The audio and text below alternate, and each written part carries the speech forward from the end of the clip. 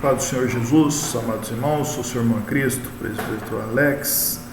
Hoje nós vamos estar dando prosseguimento à nossa aula de bibliologia, na nossa aula de número 4. Na aula passada nós estávamos falando sobre as regras de manuseio da Bíblia. Hoje nós vamos dar assim prosseguimento, continuidade a esse estudo da Palavra de Deus. Espero que já tenha sido bênção na vida de todos os nossos amados e queridos irmãos, né? Hoje vamos falar sobre explicações necessárias ao manuseio da Bíblia Sagrada, né? Continuando aqui, as palavras em itálico, né? Aquelas palavras deitadas, não consta do original, serve para complementar o sentido do texto. Em português, somente a RC possui essas palavras, né? Nós vamos estar mais à frente falando sobre essas siglas, né? O significado dessas siglas, alguns irmãos conhecem, talvez outros não conhecem, algumas siglas, algumas abreviações, né, que estão lá. Quando a gente estudamos a Bíblia Sagrada, precisamos saber, né? Então, as palavras em itálico, as palavras deitadas não constam do original. Também as palavras em parênteses, né?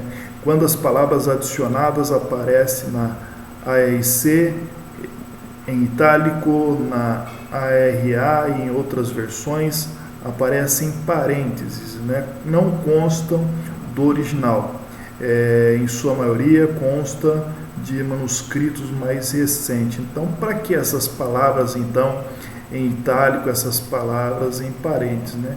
Então, são palavras acrescidas a mais, que são uma espécie de explicação para melhorar o entendimento dos irmãos sobre aquele texto. É uma breve explicação, né? Só alguns textos, principalmente os evangelhos, existem essas palavras em itálicos e em parênteses. Palavra na margem, determinamos trecho ou palavras encontradas nas margens de algumas bíblias. São a tradução literal ou uma palavra sinônima no caso de texto ou palavra duvidosa, né? São palavras na margem, né, que são sinônimas ou até mesmo uma tradução literal daquelas palavras, né?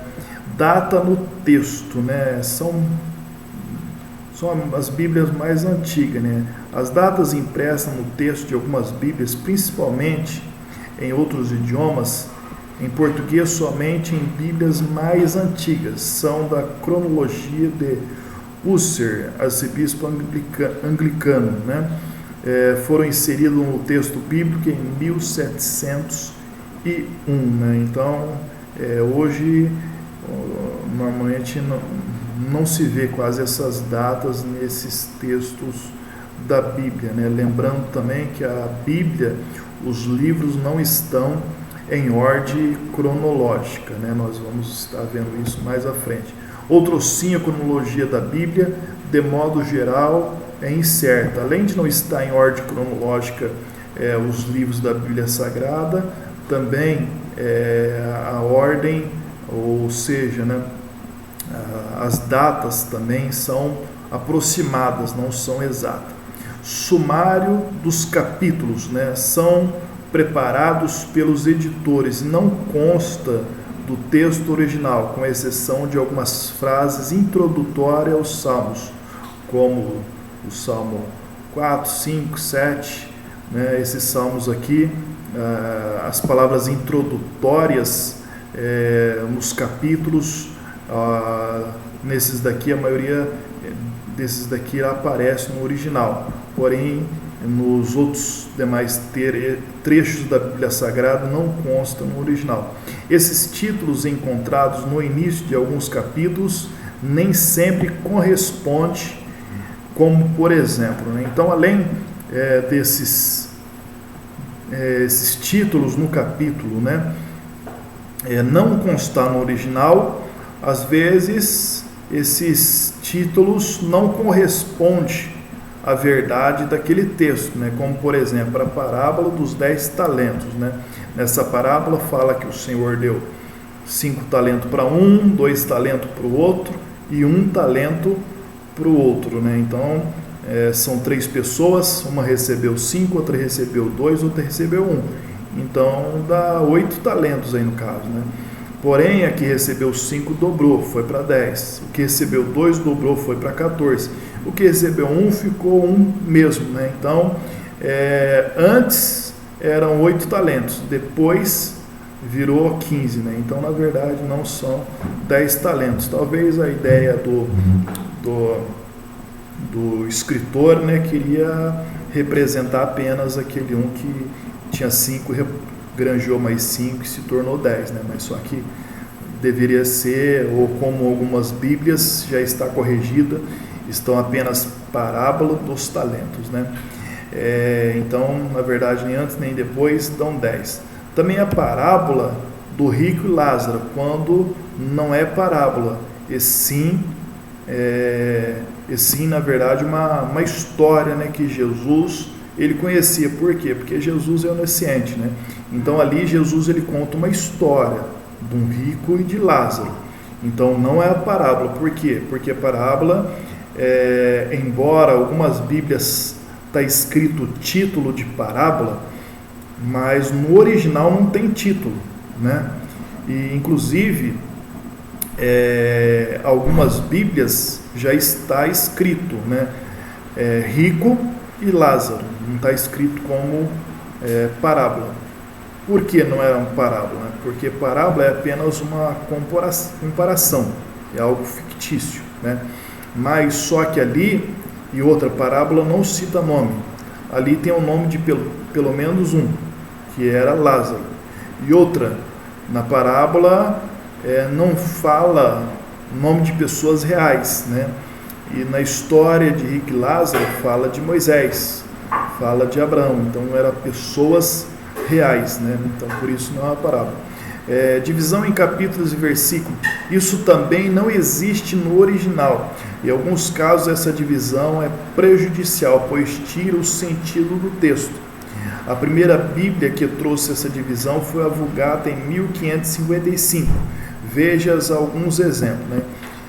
Isaías 53, ele na verdade deveria começar em Isaías 52 no versículo 13. Dali do versículo 13 que era para começar o capítulo 53. Por quê? Porque ali no livro de Isaías está aí contando a história de Jesus, a história de Cristo, né? Fala sobre o servo do Senhor, o servo sofredor. Aí começa no versículo 13, no Isaías 52, versículo 13, o meu servo operará com prudência e tal, e ali começa a falar sobre o servo do Senhor.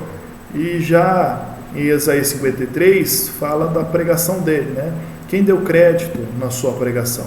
Então ele começa, na verdade, o 53 deveria começar no versículo 13. Isso ocorre também em João, que deveria começar em João capítulo 7, versículo 3, onde que no versículo 53 está escrito, né, que todos foram para a sua casa. Aí em João 8 está escrito, porém Jesus subiu ao Monte das Oliveiras, né? Então, na verdade, seria mais coerente João capítulo 8 começar no versículo 53, começar dizendo, todos foram, cada um foi para a sua casa, porém Jesus subiu ao Monte das Oliveiras, né? Então, seria mais coerente isso, né? Como, na verdade, essa divisão não tem no original, foi feito depois, né? Então, com certeza, existe alguns erros mas são erros de divisão, porém não são erros que prejudicam o texto sagrado, né? Também tem outros trechos que os irmãos também podem estar comparando também, em 2 Reis capítulo 7, também no livro de Mateus, no livro de Atos capítulo 5 também, existe também esses erros na divisão. Com a divisão de versículos acontece a mesma coisa, né? Na divisão tanto de capítulos como versículos também acontece isso, né? Em Efésios, no capítulo 1, versículo 5, também em Coríntios, também João, capítulo 5, versículo 39, nas epístolas aos Romanos e Efésios há vários casos desse. A divisão em versículo também difere um pouco em todas as versões. Por exemplo, Daniel de Matos Soares, com a RC corresponde a Lucas, capítulo 20, versículo 31, na tradução brasileira. Então, o que acontece também? Isso também, não somente capítulos, versículos, existem alguns erros, né? Como também nas traduções, né?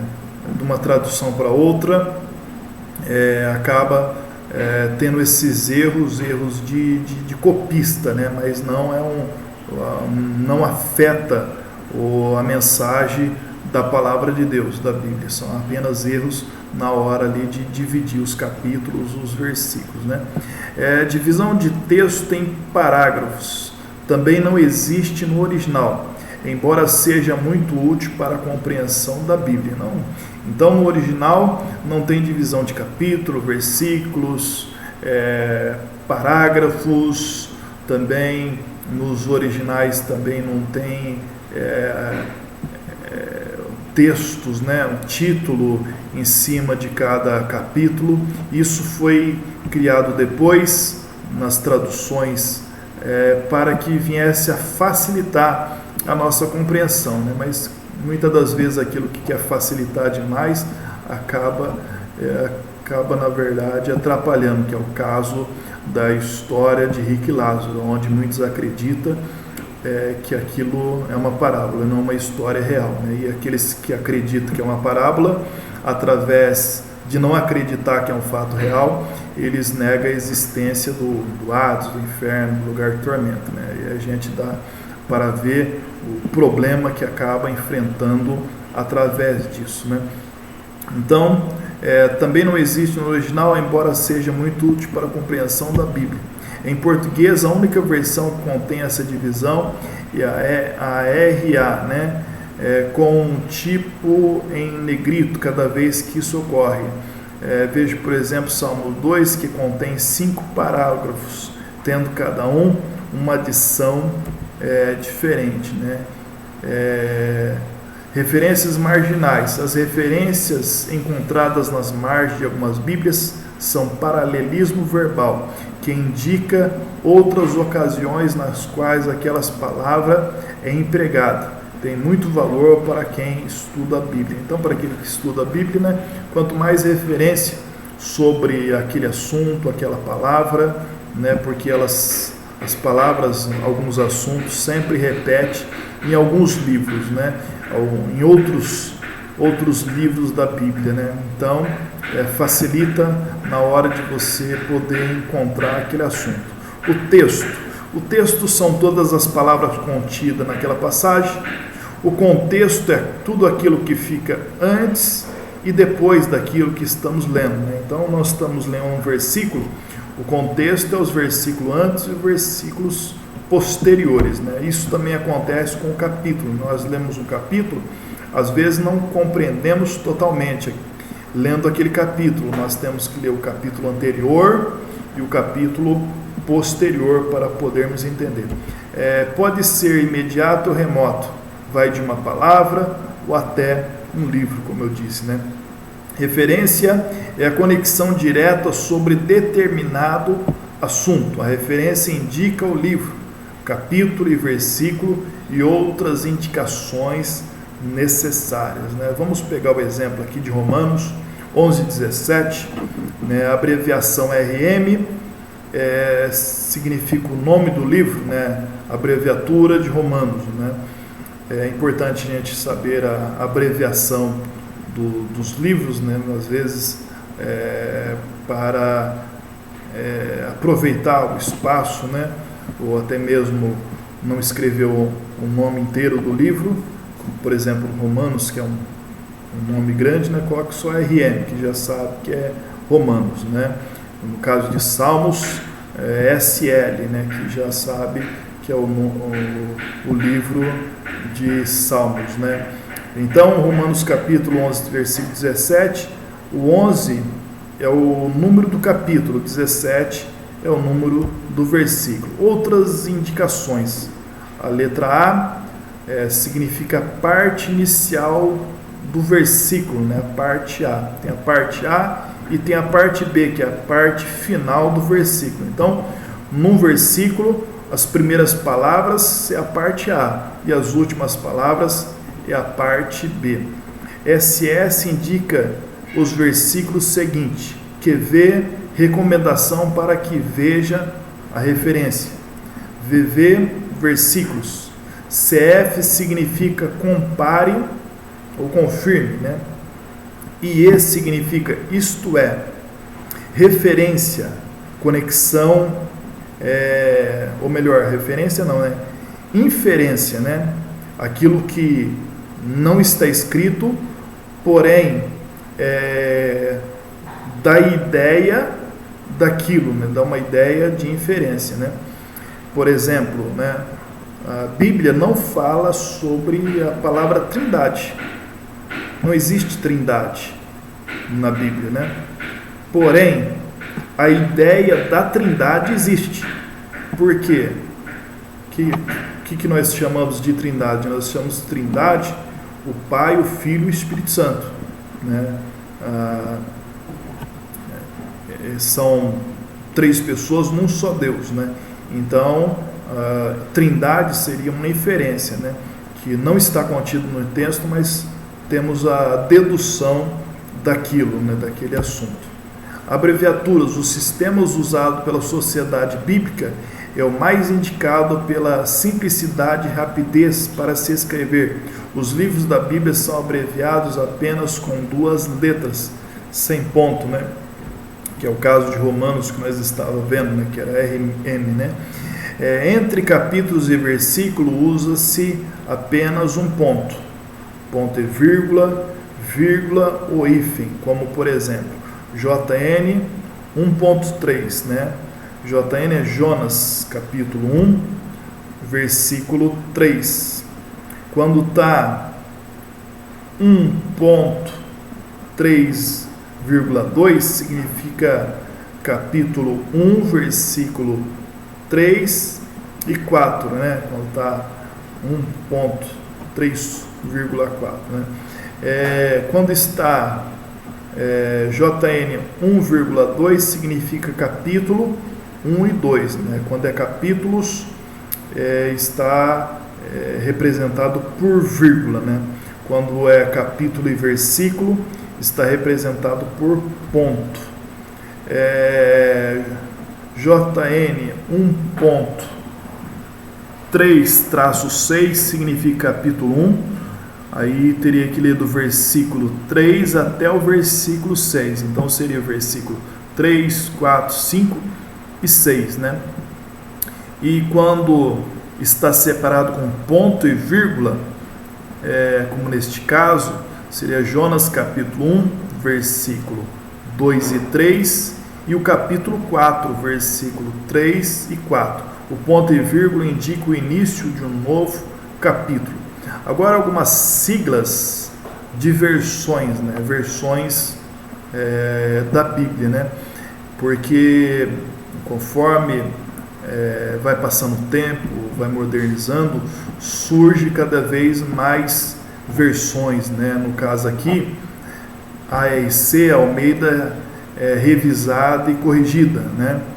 A ARA, Almeida, revista e atualizada, né? Também é o FG, que é Antônio Pereira de Figueiredo, da Sociedade Bíblica Britânica e Estrangeira. Então, essa versão de Figueiredo é uma das versões bastante considerada, né, pela igreja, pelo fato de ser uma versão que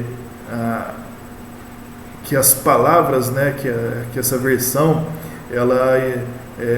elas são mais próximas, uma tradução mais próxima do original, né? Hoje já existe as Bíblias linguagem de hoje, né? Que é as palavras comuns que a gente utiliza, né? Mas a versão de Figueiredo já é uma linguagem já mais antiga e mais próxima do original. Por quê? Porque as versões, temos que tomar muito cuidado com isso, porque senão as palavras podem fugir do sentido original da palavra, né? Então, continuando, Soares, a versão de Matos Soares, versão popular dos católicos brasileiros. Roden, versão de Humberto Roden. CBSP, Centro Bíblico de São Paulo, edição católica, né? TBVB e EB são traduções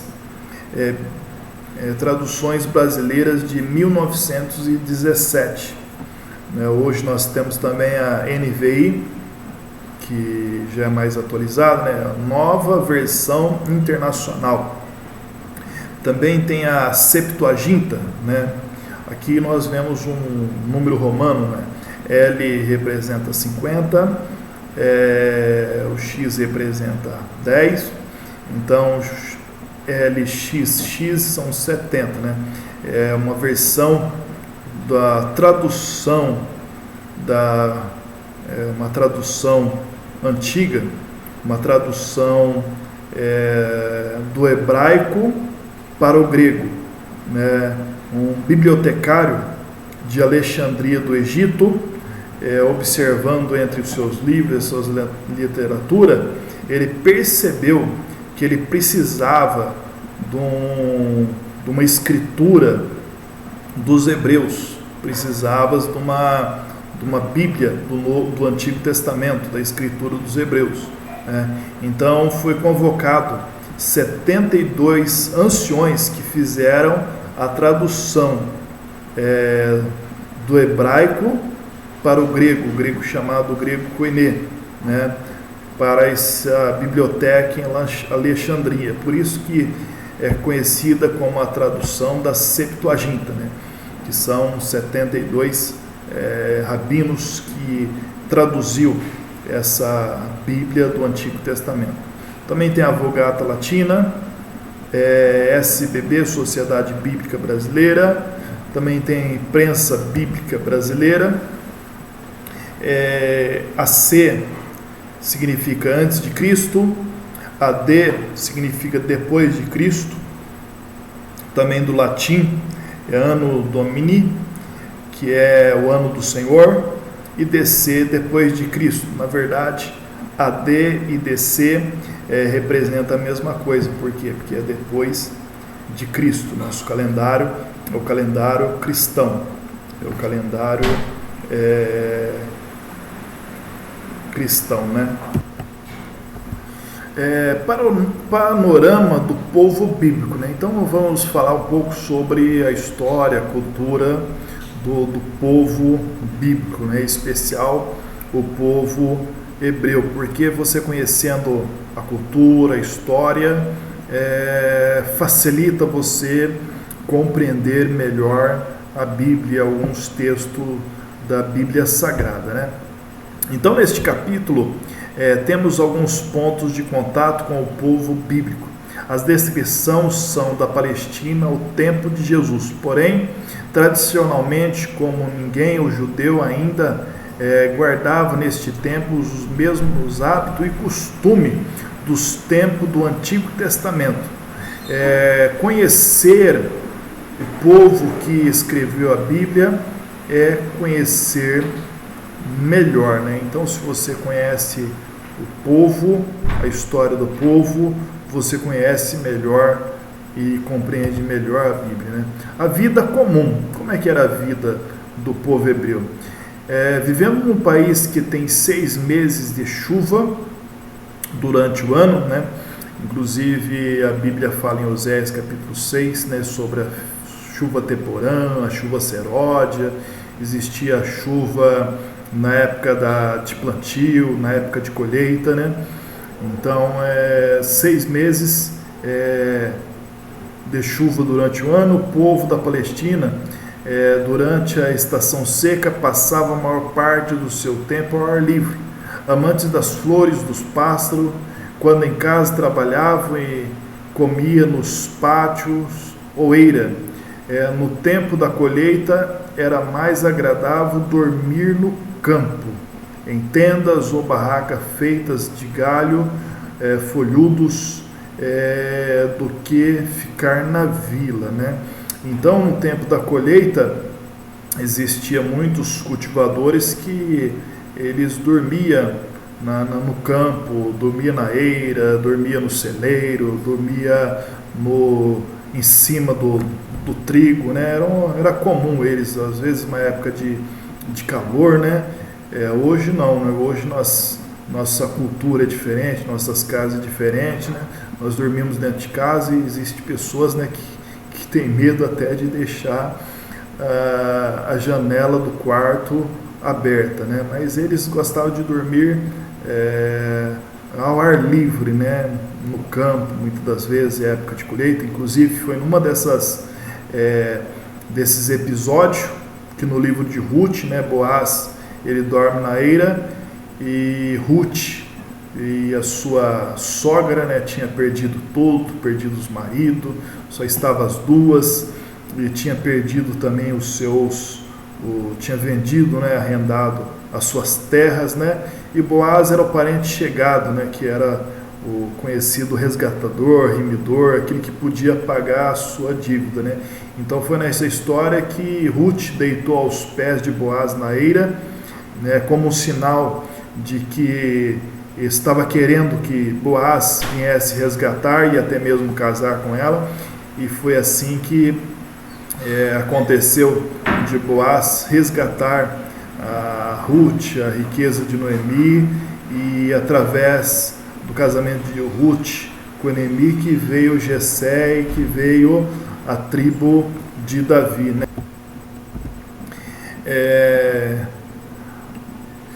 Era um povo extrovertido, hospitaleiro.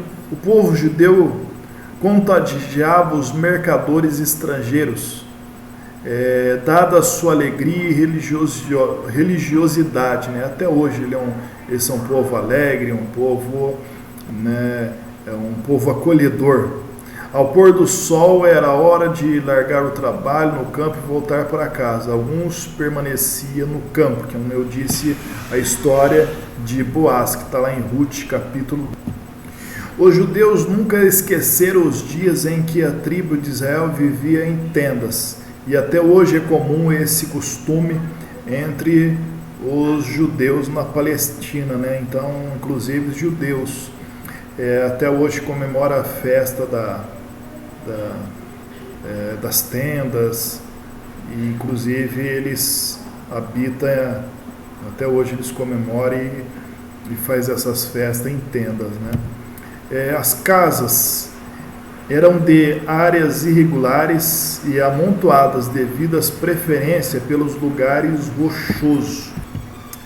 Preferia os lugares rochosos, por isso que Jesus, em Mateus capítulo 7, versículo 24, ele diz que ele compara aqueles que ouvem a sua palavra e praticam como aquele homem prudente que edificou a sua casa sobre a rocha, né? Porque eles costumavam construir as suas casas em lugares rochosos. Fazia o alicerce de pedras brutas e grossas, paredes também de pedras ou tijolos de barro secos ao sol. As paredes eram recobertas com barro margoso à prova de água. Está lá em Levíticos capítulo 14, versículo 42, né? Era uma espécie de um reboque, né? E você vê que nós utilizamos a técnica de reboque hoje, mas desde os tempos bíblicos eles já faziam isso, né? As mais comuns tinham cômodos pequenos e baixos construídos em torno de um pátio onde se plantava árvores e flores. O teto era feito de barro margoso espalhado por cima de juncos apoiados sob traves. Rolos e cilindros eram usados para amassar o barro, conservando hermético a água. Estes rolos eram feitos de pedra. Assim podemos entender melhor Marcos capítulo 4, aqui no Marcos capítulo 2, versículo 4, fala sobre o paralítico, né, levado numa cama por 4 homens, onde eles abrem o telhado, né, porque era feito de junco, né, ali facilitava estar abrindo o telhado.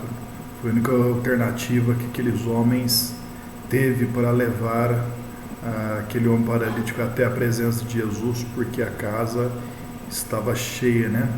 O eirado quase sempre, a sombra de árvores, era frequentemente usado no verão. Era usado como alpendre, armazém, local de encontro da família e lugar de brincadeira das crianças, né? As roupas, uma espécie de túnica usada sobre a camisola, que o homem ia até o tornozelo e a mulher até os pés, com um largo cinto sobre a cintura. Era a roupa comum do povo. As vestes femininas tinham diferença no feito e no tipo da fazenda. Por isso que Deuteronômio capítulo 22, versículo 5, né, fala que não terás veste de homem sobre mulher, nem veste de mulher sobre o homem. Então existia a diferença da túnica que a mulher usava com a túnica que o homem usava, né? Ceroulas compridas eram usadas por baixo da camisola. As crianças pobres andavam nuas até a puberdade, né? 5 anos, 6 anos, até os 5, 6 anos mais ou menos, as crianças andavam nuas pelo terreno, né? As mulheres e as moças protegiam as cabeças com véus coloridos. Andavam descalços a maior parte do tempo. Apenas nas viagens longas usavam uma sandália de couro com uma fina tira de pele que ia até os tornozelos.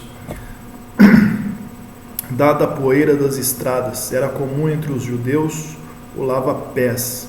As famílias mais abastadas tinham até um servo que fazia este trabalho, né? Então, lavar os pés dos judeus era um trabalho dos servos, ou muitas das vezes dos escravos de uma casa, né? Por isso que Jesus, quando depois da ceia, ele deu uma lição aos seus discípulos sobre aquele que é maior no reino dos céus, e Jesus começou a lavar os pés dos seus discípulos. Inclusive Pedro disse para Jesus: você nunca mais vai me lavar os pés, né? Jesus, ele disse: se eu não te lavar os pés, você não tem parte comigo, né? Então Jesus estava dando um exemplo de humildade, né? Ele sendo Senhor, ele sendo Messias, ele sendo mestre, ele estava lavando os pés dos discípulos, né? Inclusive o próprio João Batista, falando a respeito de Jesus, ele disse: aquele que vem após mim é mais poderoso do que eu, e eu não sou digno nem de lavar os pés, desatar as correias dos seus pés, né? Então, na verdade, João Batista estava dizendo que ele não era digno nem de ser escravo de Jesus, né? E mais tarde, Jesus, ele dando testemunho de João Batista, disse que entre os nascidos de mulheres não existia maior do que João Batista, né? Então, se João Batista, que era o maior, dizia que não era digno nem de ser escravo de Jesus, né? Quanto mais nós, né? Apenas rapazes, sermãs ou empregados deveria ir ao poço da vila. Então era um trabalho de mulher, né? Buscar água, né? Era um local de encontros e novidade. Os pastores à tarde descendentavam os seus rebanhos nesses poços na volta do campo. As criancinhas gostavam de ir ao mercado com seus pais, né? Até hoje as crianças, né, gostam do mercado com seus pais, né? principalmente para ficar pedindo, né? Ser levado ao templo era o sonho de muitas crianças pobres, como as crianças de hoje imitava a vida ao seu redor. Uma das brincadeiras favoritas era do casamento, brincava de pega-pega e de entre outros diversos jogos de infância, já havia a bolinha de gude, feita de pedras redondas, aprendiam a ler nas sinagogas e quando terminava o curso, eram levados a aprender na escola dos rabinos, né? Ou então, muitas das vezes, tinha um tutor, um mestre que o ensinava. Foi o caso de Paulo, né? Que Paulo ele foi criado aos pés de Gamaliel, né? Que era um sábio, um rabino que instruiu a Paulo em toda a lei, né? Então, alimentos. Gostava de pão fresco, de cevado ou de farinha de trigo feito pelas mulheres da família, queijos, figos, tâmaras, além de uma bebida azeda feita de leite desnatado. As pessoas mais prósperas cozinhavam guisalho de cordeiro, de carneiro, em panelas redondas de barro, sobre o braseiro de carvão. Galinhas, pombos, uvas, passas, amêndoas, romãs, azeitonas e melões fazia parte da alimentação. O povo comia também muito peixe, preparado de diversas maneiras, né? Inclusive,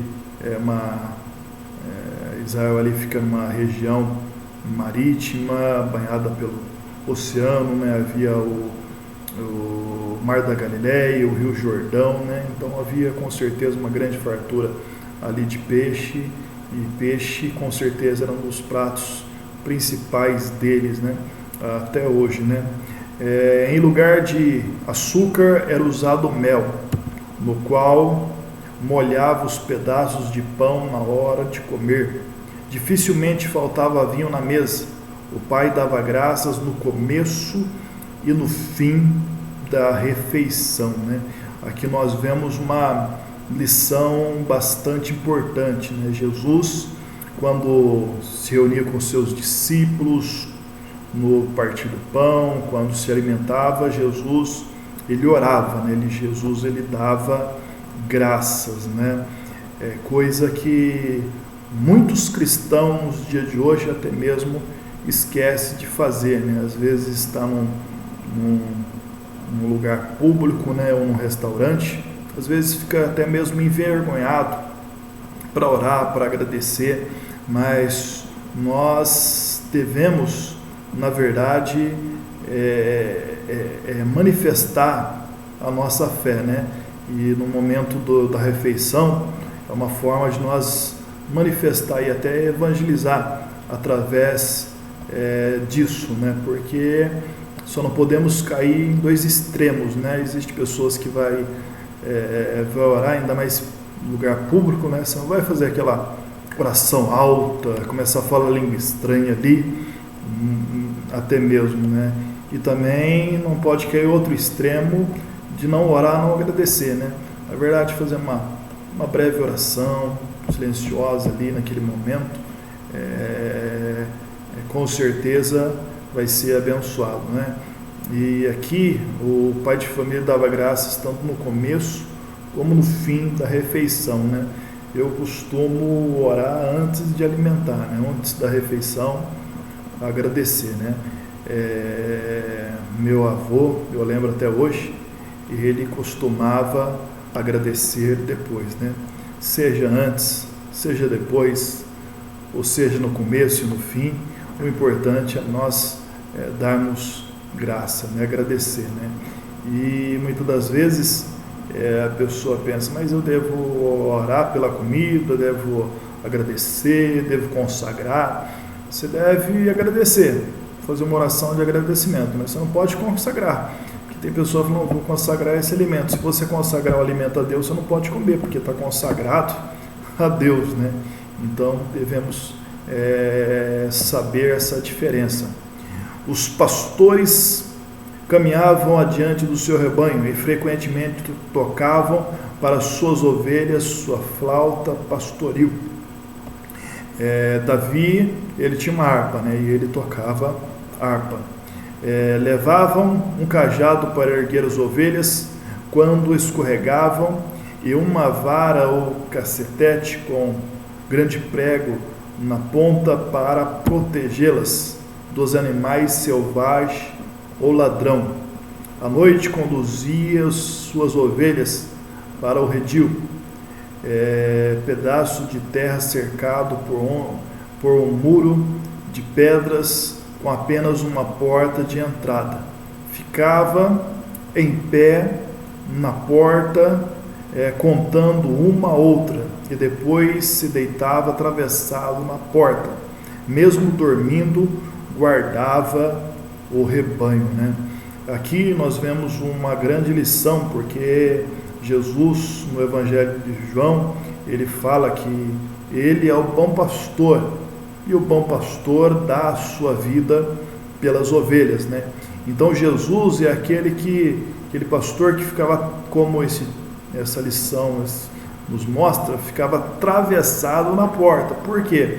Porque se viesse uma fera, um leão, um lobo, antes de atacar as ovelhas, ia atacar ali aquele que estava na porta, e quem estava na porta atravessado era o pastor, né? Por isso que Jesus diz: eu sou o bom pastor dá a sua vida pelas ovelhas. Ele ficou na frente, né? Na verdade, Jesus, ele foi ao Calvário, ele morreu por nós e em nosso lugar, para nos salvar, para nos proteger, né?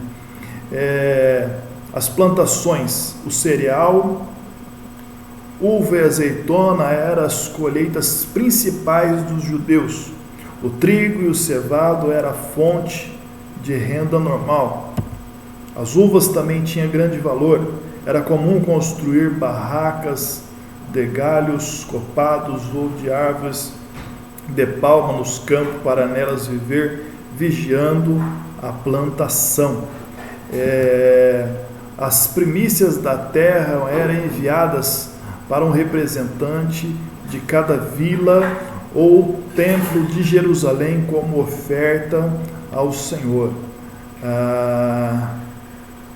As estradas, as grandes estradas do mundo de então cruzavam a Palestina, que ficava num cruzamento de estradas ao longo das quais soldados, mercadores, nômades, conquistadores e peregrinos passavam constantemente. A estrada de Jericó a Jerusalém, Jesus ele fala dessa estrada quando ele fala sobre a parábola do bom samaritano, né, que descia um homem de Jerusalém para Jericó e caiu nas mãos dos salteadores, né? Continuação de uma outra que ligava Jerusalém a Damasco, né? Em Damasco, no livro de Atos capítulo 9, nos mostra que Saulo estava perseguindo a igreja, e quando ele estava no caminho de Damasco, uma das estradas principais ali, que ligava Jerusalém, ele foi surpreendido por uma forte luz, onde o Senhor aparece e começa a falar com Saulo, né? Fala ali no capítulo 9 a conversão de Saulo. Era preferida pelos grupos de peregrinos, suas rochas avermelhadas por vezes proporcionava alguma sombra. Agora, o templo erguia-se numa das mais altas colinas em Jerusalém. Era construído em diferentes níveis sobre a rocha. Grandes portas ou portões guardava a entrada dos átrios. Uma dessas portas, a Porta Formosa, era revestida de bronze de Corinto. Inclusive no livro de Atos dos Apóstolos, capítulo 3, versículo 1, Pedro e João subiam ao templo para oração, a hora nona, E era trazido o varão que desde o ventre da sua mãe era coxo, o qual todos os dias se punha na porta chamada Formosa para pedir esmola, né? E Pedro e João passando ali, e aquele homem pedindo esmola, e Pedro disse para ele: nós não temos ouro, nós não temos prata, mas o que temos te damos, em nome de Jesus, levanta e anda. E aquele coxo, ele passou a andar e a pular e entrou ao templo para glorificar ao Senhor. O maior átrio era o átrio dos gentios, onde podia entrar qualquer pessoa. Lembrando que tinha os átrios dos gentios, o átrio das mulheres, que era só mulher, e o átrio do povo de Israel, né, que é dos homens, né, que podia entrar. Também tinha o átrio que era só os levitas que podiam entrar. Então tinha vários átrios, vários compartimentos ali no templo, né? Ali cambista trocava denário por shequels, a única moeda que podia ser dada como oferta. Bom, corrigindo os slides aqui, né? A única moeda que podia ser dada como oferta. Havia 3 átrios internos, inclusive, aqui sobre o átrio dos gentios, que tinha os cambistas ali, que trocava denários pela oferta do templo. Foi ali que Jesus expulsou os cambistas e aqueles que vendiam pombos, animais a preço absurdo ali, né? Então era Jesus expulsando a todos, e até mesmo Jesus, ele chegou a dizer, né, transformando o templo de Deus em covil de ladrões e salteadores, né? Então havia uma grande injustiça que se cometia ali. Havia 3 atos internos: o das mulheres, onde só as mulheres podiam entrar; o de Israel, 15 degraus acima, o átrio do sacerdote, onde ficava o altar de sacrifício. Sobre as colunadas ao redor do templo, os rabinos mantinham suas escolas para os meninos que já tinham completado os seus estudos na sinagoga. Agora, sinagogas. O que é sinagogas? Na verdade, a sinagoga ela surgiu no período do cativeiro da Babilônia. Por quê? Porque eles não tinham templo, então eles tinham sinagogas, que eram uma casa, um lugar onde eles se reuniam para ler a lei e fazer orações, e servia também para dar da educação, né? Educação escrita e linguística para as pessoas, para as crianças, né? Então a sinagoga surgiu no período do cativeiro da Babilônia, né? As sinagogas eram lugar de reunião para as orações e leitura, principalmente dos livros da lei. Eram encontradas em toda a Palestina. Durante a semana era escola para as crianças acima de 6 anos, e aos sábados lugar de reunião. No meio da sinagoga erguia-se uma plataforma onde era colocado os púlpitos de leitura, encostado à parede e volta para a direção de Jerusalém. Ficava um armário onde se guardavam os rolos, né? A lei, os profetas, os escritos. Jesus esteve numa dessas sinagogas, e como ele era maior de idade, ele poderia estar lendo a lei. Foi dado a ele o rolo do profeta Isaías, onde ele leu que o Espírito do Senhor Jeová está sobre mim, porque o Senhor me ungiu para pregar as boas novas, né? Então a sinagoga era, inclusive até hoje existe judeus espalhados em várias partes do mundo, em vários países, e em todos esses lugares que eles estão, eles têm sinagoga, né? Para ter uma sinagoga precisa ter pelo menos 10, pelo menos 10 judeus. Aqui em Limeira tinha uma sinagoga, né? Mas como tinha morrido um dos judeus, aí eles ficou com 9 judeus, aí eles não estavam tendo o culto que eles tinham na sinagoga, porque tem que ter pelo menos 10 judeus. Os anciões e as pessoas importantes sentavam-se durante o culto, em bancos, à frente da sala. As festas, havia 3 divisões na classificação das festas. As do sábado, o próprio sábado, Levíticos 23:3, o da lua nova, Números 28, do 11 ao 15, a 7ª lua nova, festa das trombetas, Levítico 23, versículo 24. O ano sabático era, por exemplo, existe o dia sabático, né? Existe o sábado. O que é o sábado? O sábado para os judeus era o dia de descanso, então eles trabalhavam 3 dias, 6 dias, o 7º era de descanso, então eles tinham o culto no templo, tinha os rituais, tinha o sacrifício para fazer. Mas além do sábado, além do sábado da semana, existia o ano sabático, que é o quê? Era o sábado que muitas das vezes, por exemplo, assim, eles plantavam durante 6 anos. No 7º ano, era o 7º ano de descanso da terra. Eles não plantavam, eles tinham que viver com aquilo que se plantou, que se colheu no 6º ano, ficavam um ano inteiro sem plantar,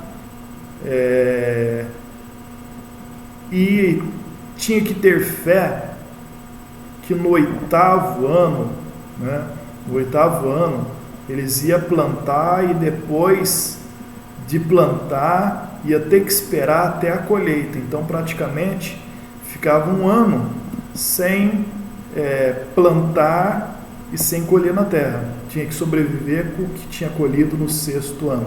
Então era uma atitude de fé, que era a guarda do ano sabático. Então era 6 anos, contava-se 6 anos, o 7º ano era o ano sabático.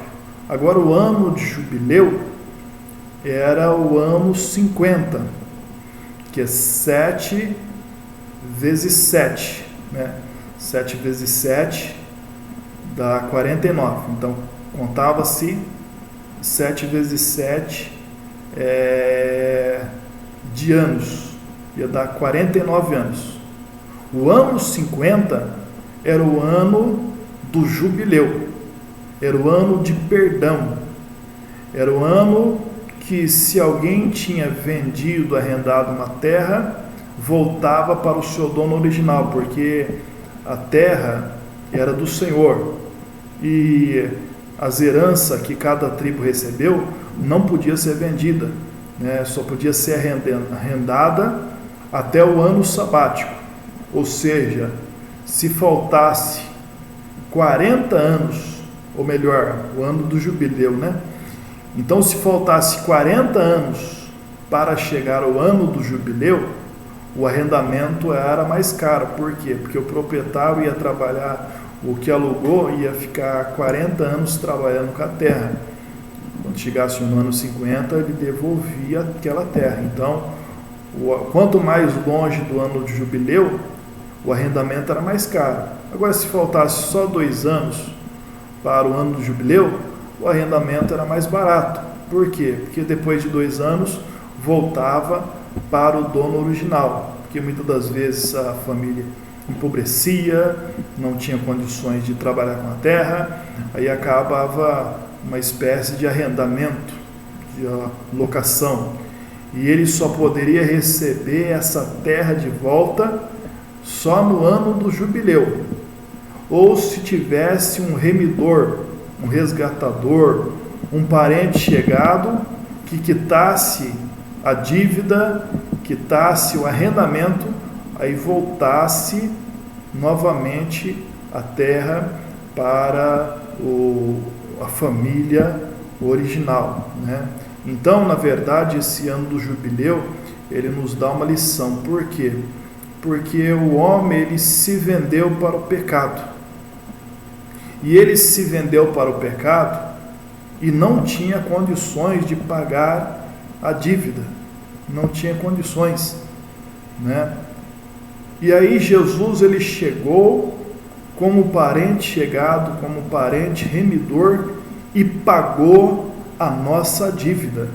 E nós não estamos devendo nada para o pecado, para o diabo, para ninguém. Por quê? Porque Jesus, ele no Calvário, pagou a nossa dívida. Glória a Deus por isso. As três grandes festas, as grandes três festas mais conhecidas, era a Páscoa, ou Pães Asmo, instituída por Deus ali ainda no Egito, em Gênesis capítulo 12, me falha a memória, a primeira celebração da Páscoa, que representa a libertação do povo de Israel por intermédio do sangue, a festa das primícias ou do Pentecoste, e também a festa do tabernáculos ou das tendas, né? Aqui tem um elemento profético nessas festas, né? Porque nós não guardamos essas festas, né? Os judeus até hoje, eles comemoram essas festas. Por exemplo, a Páscoa, nós não comemoramos a Páscoa, mas comemoramos a Páscoa de Cristo, ou seja, Jesus é a nossa Páscoa que foi sacrificado por nós, como diz o livro de Coríntios, né? Então a nossa Páscoa representa Cristo, e nós participamos da Santa Ceia, né? Que é um símbolo de Cristo. Mas tem um elemento profético aqui nessas três grandes festas. Por quê? Porque a Páscoa representa Cristo, que foi sacrificado por nós, que morreu por nós. Agora, a festa das primícias ou Pentecostes, né? Nós vemos que os dias de Pentecoste foi o nascimento da igreja, né? As primícias, ela representa Cristo, porque Cristo é a primícia, né, dos que dormem. Ele foi o primeiro a ser ressuscitado. Mas só que nos dias do Pentecoste existe as primícias da colheita, né?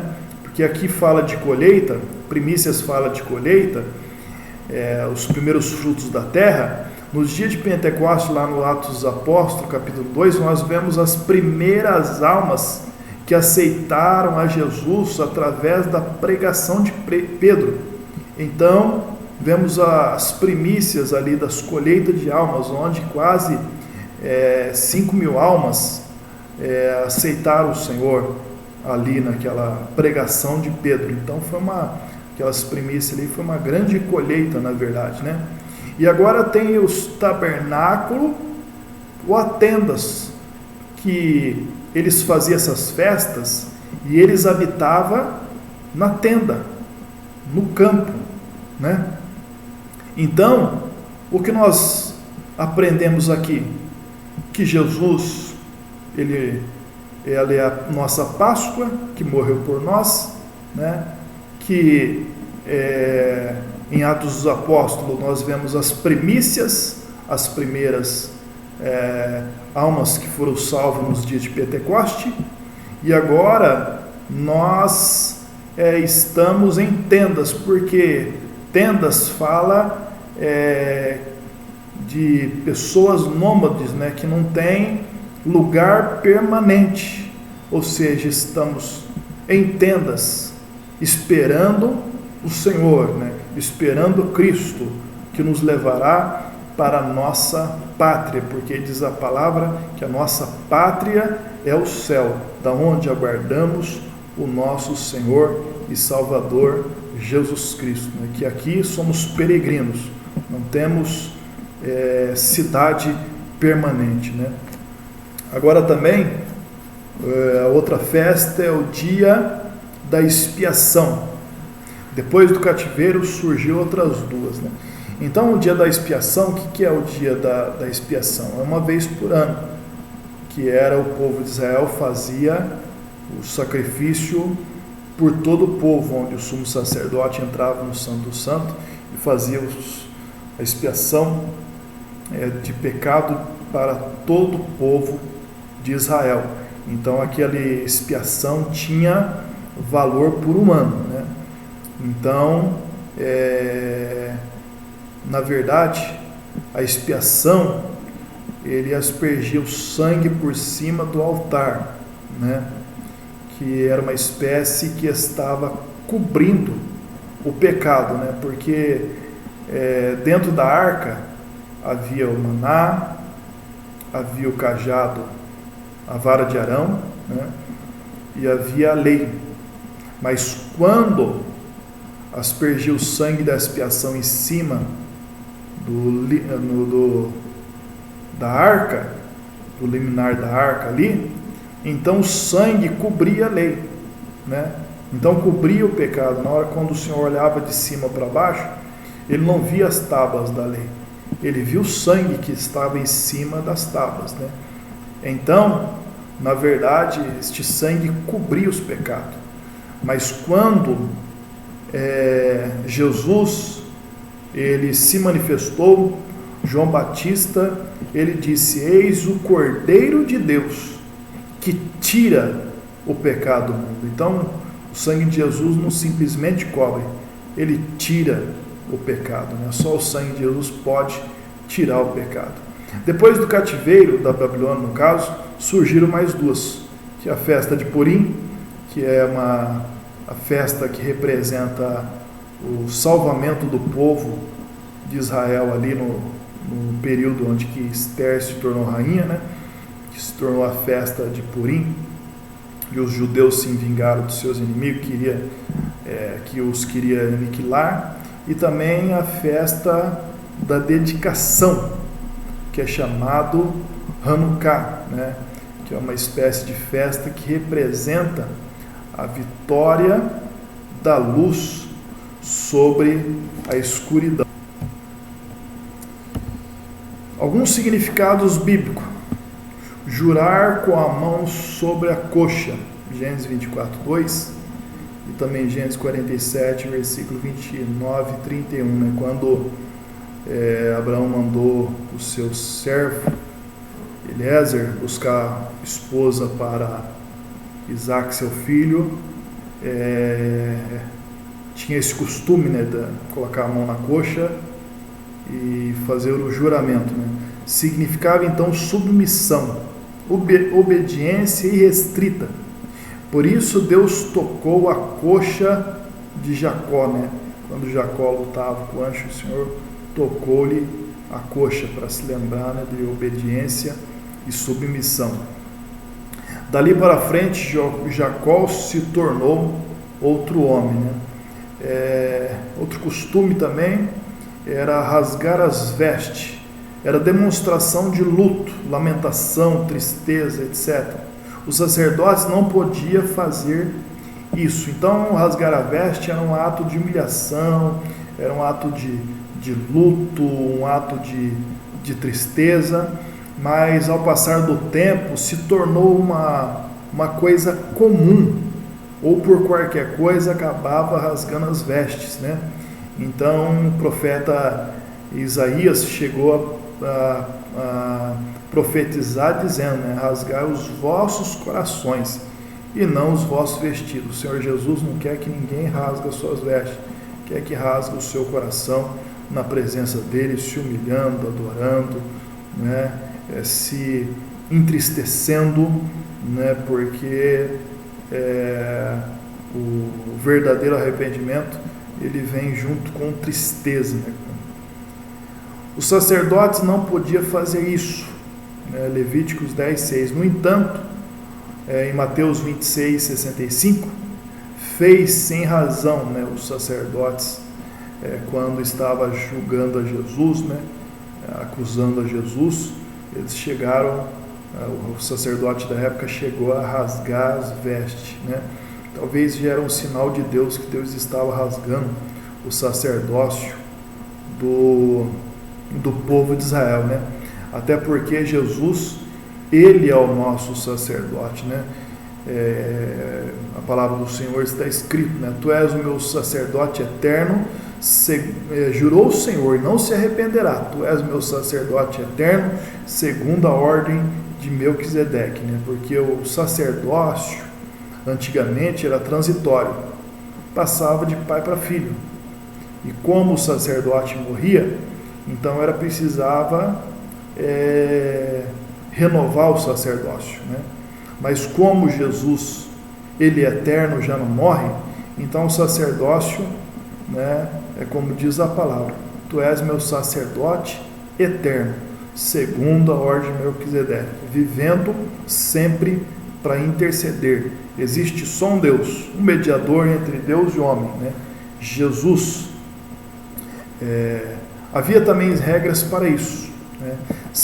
Semeadura de sal significava desolação, perpetuação sobre o local, castigo perene, né? Existem pessoas que às vezes pegam alguns relatos bíblicos e começam a fazer interpretações equivocadas, né? Existe aqueles que vê uma macumba, né? E quer colocar sal ali, né? Sal grosso, né? Eu não sei de onde que tira essas coisas. Inclusive minha tia, certa vez ela viu um trabalho no órgão de macumba lá perto da casa dela, e aí minha tia não, acho que uma mulher, não sei que mulher que é, aí viu o trabalho de macumba lá, aí falou para a amiga dela, a amiga dela falou: não, vou pegar sal em casa, eu tenho um sal lá que eu peguei na igreja, lá eu vou jogar nessa macumba. Aí ela falou: não, eu tenho sal aqui, deixa eu jogar o sal aqui. Falou: não, o seu não serve, tem que ser o meu sal, né? Então é uma coisa que não resolve, não tem nada a ver. Pôr a aba da capa sobre alguém, né? Ruth capítulo 3, versículo 9, significa proteção. Aqui trata-se da lei do levirato, né? Está lá em Deuteronômio 25, versículo 5 a 10. Um odre na fumaça. Os odres são vasilhas feitas de pele para transporte líquido. Era posto sobre a fumaça para ficarem endurecido pelo calor da fumaça. Também aumentava a espessura do couro através do encolhimento. Fala do estado da alma de Davi, né, lá no livro de Salmos, né? Maria desposada com José. O que significa que Maria desposada com José? Mateus capítulo 1, versículo 18, né? O termo significa, para a nossa língua de hoje, que eles eram noivos, né? Não estavam casados ainda, né? Era esposa por direito de José, mas não era de fato. Por isso que José, quando percebeu que eles estavam grávida, quis abandonar Maria secretamente. Por quê? Porque para não se envolver em escândalo, né? Mas ele pensando dessa forma, o anjo do Senhor aparece para José e diz para José: José, Maria, ela não te traiu, né? O que está no ventre dela é do Espírito Santo, né? O Salvador, né? O casamento oriental, Mateus capítulo 25, versículo do 1 ao 13, né? Então ali em Mateus 25 está a parábola das 10 virgens. Naquelas parábolas das virgens, Jesus ele pega uma parte do casamento oriental e cria ali uma parábola sobre o reino do Senhor, né? Sobre a vinda de Cristo, sobre o noivo, né?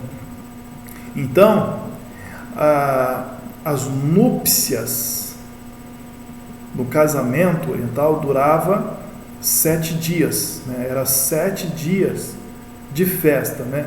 Hoje, devido às condições financeiras, né? Às vezes não está tendo mais nem festa, né?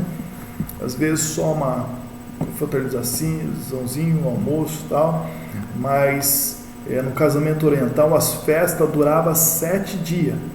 A união definitiva do casal só se dava no último dia. A lua de mel já durava 1 ano, né? Então aqui, sobre o casamento oriental, Jesus ele cria esta parábola. E esta parábola, ela traz uma grande lição para nós, né? Por quê? Porque a igreja, ela é a noiva do Cordeiro, a noiva de Cristo. E Cristo é o noivo, né? Então, as núpcias durava 7 dias, né? Durava 7 dias, né? Inclusive, como se dava o casamento, o noivado? O rapaz, quando gostava, amava, gostou da moça, né? Ia ao seu pai e o seu pai conversava com o pai da moça, demonstrando o interesse do seu filho de casar com aquela moça. Se o pai daquela moça aceitasse, ele estipulava um dote que deveria ser pago. Aí, se o rapaz gostasse muito da moça, com certeza ele teria disposição para pagar este dote, independente qual preço fosse. E pagando o dote, ele selava uma aliança, aonde eles tomavam uma taça de vinho. E depois de selar essa aliança, cada um ia para sua casa, e o rapaz ele não tinha contato com a moça. A mensagem ou a comunicação era através do amigo do noivo. E isso durava mais ou menos 1 ano, porque depois de 1 ano, o noivo ele vinha com uma comitiva e um cortejo, e a noiva tinha que estar preparada para receber o noivo.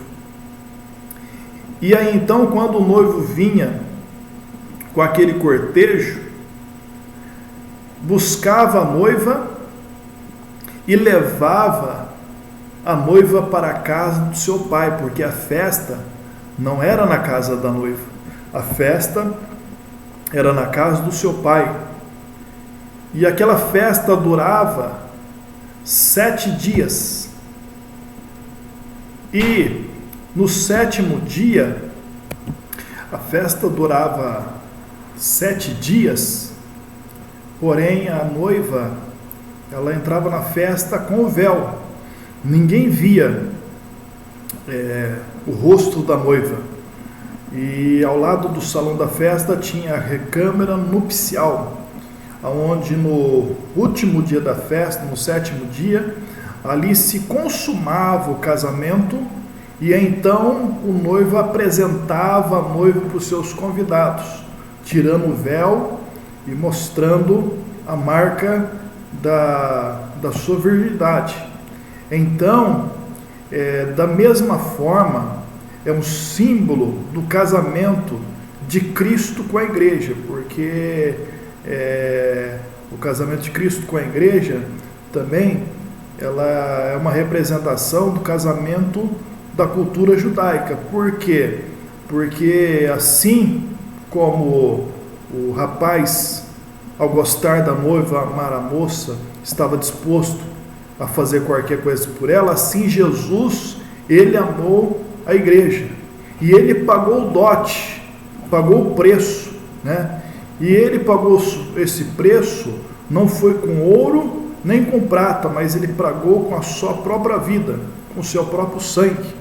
E depois de pagar o preço pela igreja, ele fez um pacto, fez uma aliança ali, ele comemorou tomando vinho, né, que é a Santa Ceia, né?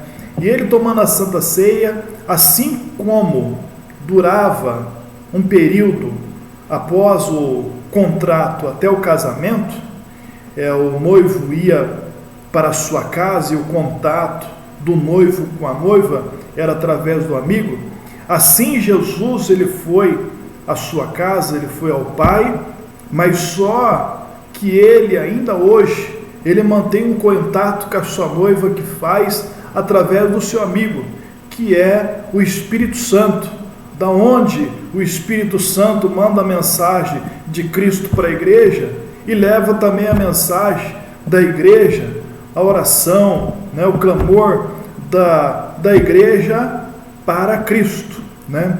E assim como o noivo daquela época oriental vinha e a sua noiva tinha que estar preparada, assim Jesus, ele virá no cortejo juntamente com os anjos e trombeta de Deus, aonde a sua noiva precisa estar preparada para o dia, para o momento, né? E assim também, quando o noivo levava a sua noiva até a festa e ninguém via, da mesma forma será o arrebatamento. Jesus, ele vai arrebatar a sua igreja, a sua noiva, e ninguém vai ver. E como durava 7 dias as núpcias do casamento ali oriental, também vai haver 7 anos da bodas do Cordeiro, que vai ser 7 anos. 7 anos de boda do Cordeiro, que é a festa nupcial, enquanto na terra vai ter os 7 anos de tribulação.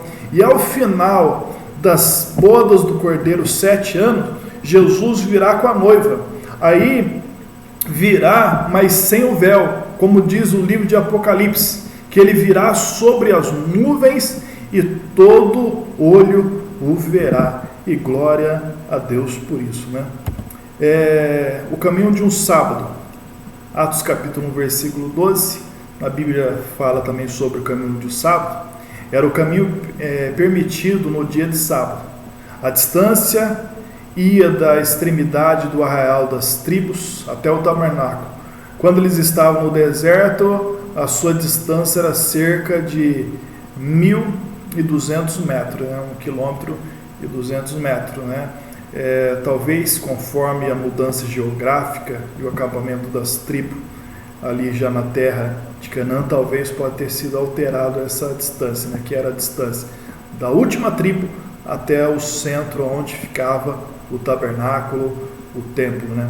Brasa sobre a cabeça do inimigo, Romanos capítulo 12, versículo 20, também Levíticos 16, 12. Quando o sumo sacerdote fazia expiação, incluía o incensário cheio de brasas. A expiação satisfazia a justiça de Deus, promovendo a reconciliação do homem com ele, né? Então, a brasa sobre a cabeça representa reconciliação, né? Inclusive Romanos capítulo 12, versículo 20, algumas pessoas erroneamente interpretam aquilo dali, mas ali está escrito, né? Se o teu inimigo pedir de comer, dá-lhe de comer, se ele pedir de beber, dá-lhe de beber, porque fazendo assim amontoará brasas vivas sobre sua cabeça, ou seja, sobre a cabeça dele.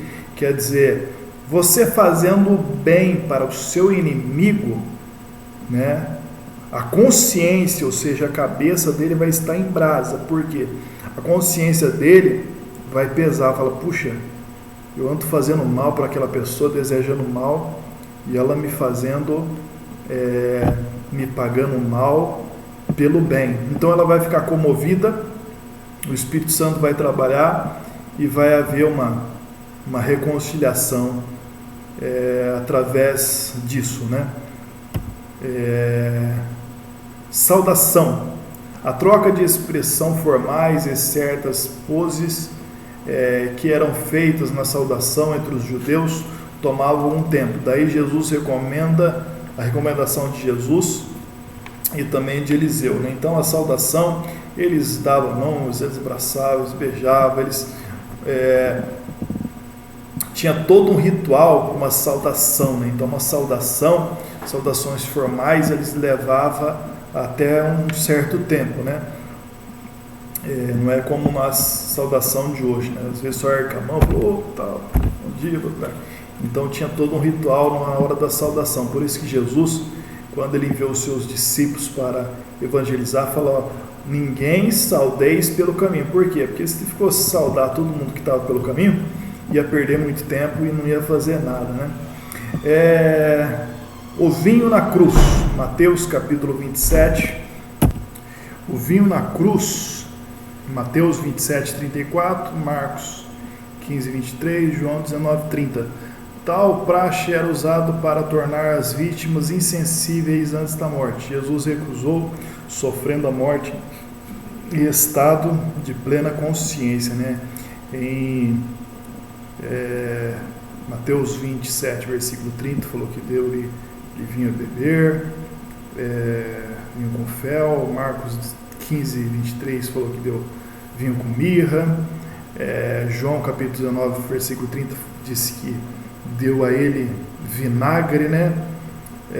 Existe várias interpretações sobre o ato de oferecer vinho, oferecer vinagre para Jesus, né? Lembrando que o texto mais correto é João 19:30. Por quê? Porque João foi aquele discípulo que esteve com Jesus, acompanhou Jesus até a sua morte. Os outros demais discípulos, a maioria estava ao longe, só João estava mais próximo, né? E o ato de dar vinagre para Jesus e Jesus ter recusado, talvez o vinagre ali, aquele momento, poderia representar humilhação, ou também poderia representar um ato de misericórdia. Por quê? Por causa que o vinagre, o vinho, ele tem um certo teor, um certo teor que ajuda, né? Ajuda a pessoa numa hora de dor, hora de sofrimento, a dar um certo alívio, né? Pode ser um ato de misericórdia, mas também pode ser um ato de humilhação. Por quê? Porque existia os banheiros públicos naquela época e se lavava os banheiros públicos ali com vinagre, né? Então possivelmente tinha aqueles vinagre ali próximo e ofereceram para Jesus, né? Poderia ser para humilhá-lo ou também para, quem sabe, amenizar a sua dor, sofrimento. Mas o fato é que ele recusou, né? Ele quis sofrer a morte em estado de plena consciência, né?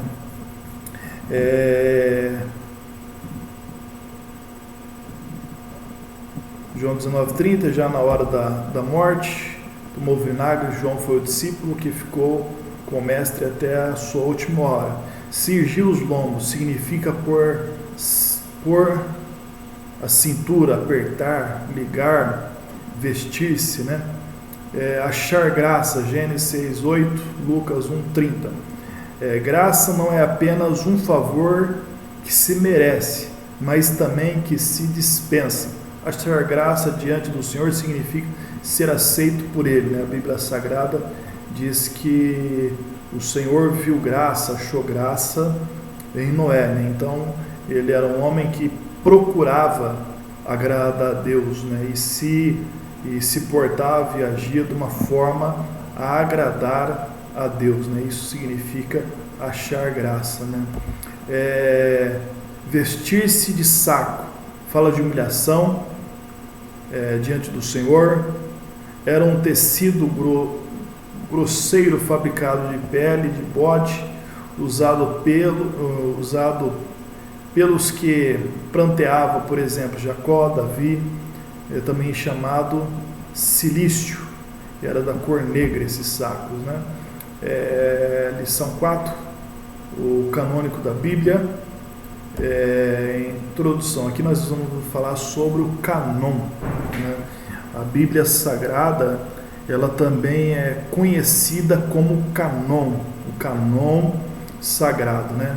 Cânon é uma coleção completa dos livros divinamente inspirados. Então, cânon é uma palavra que aplica somente à Bíblia, somente aos livros sagrados, né? Conhecido como canon, constitui-se a Bíblia.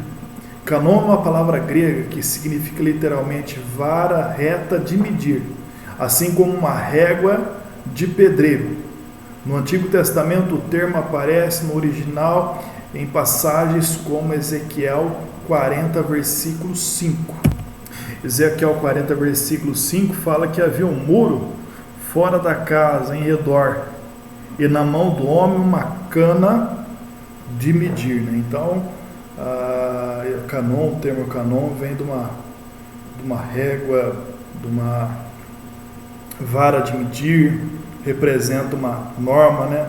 Aqui no sentido religioso, canon significa aquilo que mede, ou melhor, não significa aquilo que se mede, mas aquilo que serve de norma ou de regra, né? Então a Bíblia Sagrada é o nosso canon sagrado, é a nossa regra de fé e de prática, né? Um outro exemplo também sobre canon, nós podemos utilizar uma cana, né? Por que uma cana? Você vê que a cana, ela é comprida e tem vários gomos, né? Tem vários gomos. Assim como a Bíblia, ela tem vários livros. A cana tem vários gomos, mas só que a cana é uma só. E a substância, o mesmo sabor, o mesmo conteúdo, ela passa de um gomo para outro, em toda aquela cana, né? Da mesma forma a Bíblia Sagrada, embora tenha vários livros, mas a essência, né, a essência, ela passa de um livro para o outro, né? É a nossa regra de fé e de prática, né? Com este sentido, a palavra canon aparece no original em vários lugares do Novo Testamento. A Bíblia, como canon sagrado, é a nossa norma ou regra de fé e prática. Diz-se dos livros da Bíblia que não são canônicos para diferenciá-los dos apócrifos. O emprego do termo canon foi primeiramente aplicado aos livros da Bíblia por Orígenes em 1800, ou melhor, em 185 a 254 depois de Cristo.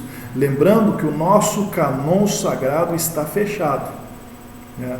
Está fechado. Não pode tirar e nem acrescentar. Está lá no livro de Apocalipse, no capítulo 22 da Bíblia Sagrada, Apocalipse 22, versículo 18 e 19, que diz que aquele que acrescentar alguma coisa, Deus acrescentará sobre ele as pragas que estão escritas neste livro. E se alguém tirar alguma palavra do livro desta profecia, Deus tirará a sua parte da árvore da vida, da cidade santa que está escrito nesse livro. Então nosso canon sagrado, a Bíblia Sagrada, está fechado. Não pode nem tirar, nem acrescentar. Nosso canon de 66 livros. O canon do Antigo Testamento. Na época patriarcal, a revelação divina era transmitida, escrita e verbalmente. A escrita já era conhecida na Palestina. Séculos antes de Moisés já havia a escrita. A arqueologia tem provado isso. Inclusive tem encontrados inúmeras inscrições, placas, sinetes e documentos antediluvianos, ou seja, antes do dilúvio. O canon do Antigo Testamento, como temos atualmente, foi completo desde o tempo de Esdras, após o ano 445 depois de Cristo. Então o canon do Antigo Testamento foi completo no período de Esdras, ali onde fala sobre o pós-cativeiro da Babilônia, onde tem os últimos profetas lá, como Malaquias, Zacarias, né, que foram profetas ali depois do cativeiro, né, o canon do Antigo Testamento. Então, como é formado o canon do Antigo Testamento? A estrutura da Bíblia hebraica dos judeus é diferente que a nossa. Não é igual à nossa divisão da Bíblia. Por exemplo, Nossa Bíblia tem 1º e 2º Samuel, mas só que a divisão da Bíblia dos Hebreus, 1º e 2º Samuel, é um só livro. 1º e 2º Reis também é um só livro. Para eles não tem 1º e 2º Reis, é só Reis. E também 1º e 2º Crônicas é só Crônicas. Esdras e Neemias, eles formam apenas um livro, eles não são separados. E também tem o livro dos profetas menores, que é apenas um rolo, né? Um livro. E os outros demais 19 livros. Então, totaliza aqui 24 livros, né? Que é os livros os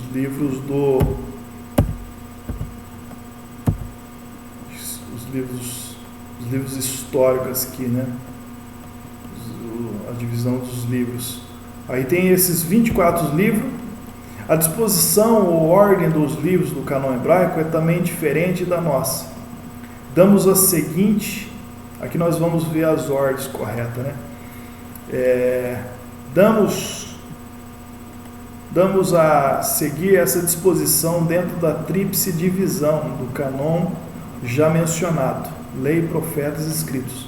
Então a Bíblia hebraica é dividida entre lei, profetas e escritos, né? Então o livro da lei é o que?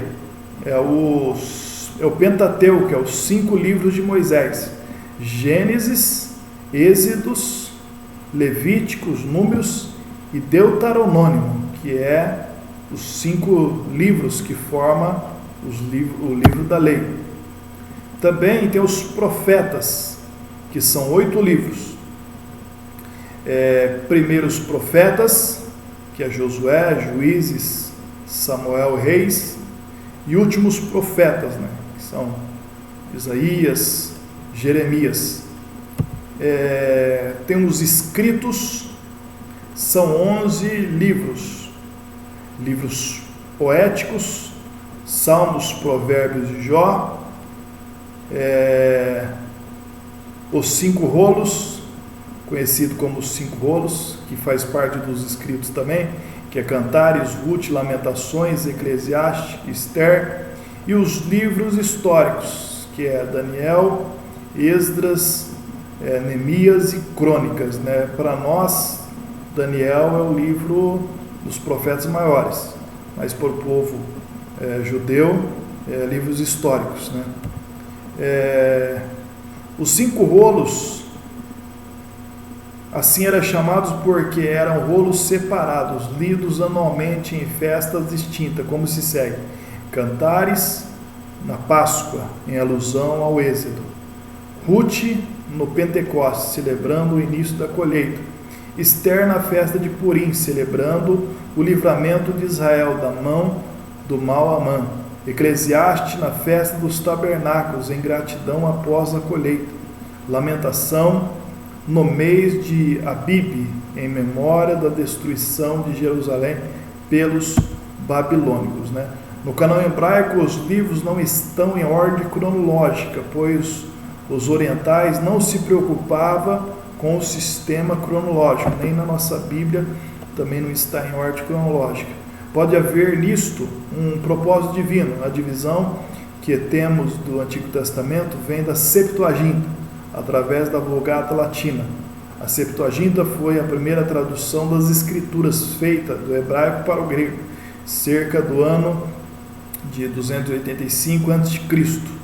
Nas palavras de Jesus em Lucas 24:4, ele pôs os salmos na última divisão do cânon hebraico, com certeza porque este livro era o primeiro desta divisão. Em nossa Bíblia, o Antigo Testamento começa com Gênesis e termina em Malaquias. No cânon hebraico começa em Gênesis e termina em Crônicas. Por isso que Jesus, ele disse que seria cobrado desde o sangue de Abel, o primeiro homicídio, até Zacarias, que foi morto entre o templo e o altar. Por quê? Porque Zacarias foi o profeta que morreu, que está escrito lá no livro de Crônicas, né? Zacarias, não o pai de João Batista do Novo Testamento, mas Zacarias, o sacerdote que profetizou ao povo, e o povo acabou apedrejando ele, né? Então, o Senhor haveria de cobrar, né, como está escrito aqui. Por isso Jesus se referiu, a Bíblia citou o caso de Abel, que está em Gênesis, e Zacarias, filho de Baraquias, que está em Crônicas, né? Está lá em Mateus 23, 35. Então Jesus, ele queria dizer o seguinte, que seria cobrado desde o sangue de Abel, que foi o primeiro homicídio, até a última catástrofe no mundo, né? Porque Zacarias foi o último da escritura hebraica, no livro de Crônicas, né? Então, assim, nós concluímos a nossa quarta aula de hoje, e espero que tenha enriquecido a vida dos irmãos, o entendimento. Essa é a nossa oração, que o Espírito Santo venha cada dia mais manifestar a sua graça, a sua glória, a sabedoria do alto na vida dos irmãos, né? Os irmãos persista, como diz lá o apóstolo Paulo a Timóteo, né? Persista em ler, exortar, ensinar, até que o Senhor venha, né? Então, assim, quero deixar aos irmãos que a graça, a paz do Senhor, a bênção de Deus esteja na vida dos irmãos. Assim nós concluímos essa lição. Vamos, só resta nós pronunciar a nossa divisa. Eu vou contar até 3, aí os irmãos, juntamente conosco, venha celebrar esta divisa, né? 1, 2, 3. Dá instrução ao sábio, e ele se fará mais sábio. Ensina o justo, e ele crescerá em entendimento. Provérbios 9:9. Que Deus abençoe todos os nossos irmãos, no nome do Senhor Jesus Cristo.